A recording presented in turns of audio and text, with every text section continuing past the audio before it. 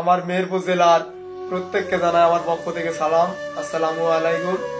আশা করি আপনারা ভালো আছেন এবং আমিও ভালো আছি আল্লাহর রহমতে। জানি না কোনোদিন আমি মেহেরপুর জেলাকে নিয়ে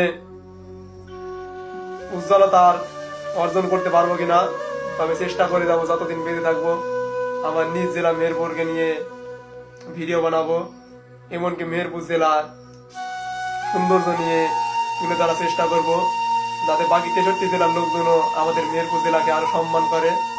এবং এই মেহেরপুর জেলায় রয়েছে কিন্তু আমাদের মুক্তিযোদ্ধার চেতনা। এই মুক্তিযোদ্ধার চেতনা হয়েছিল কিন্তু আমাদের মেহেরপুর জেলার মুজিবনগর উপজেলা থেকে।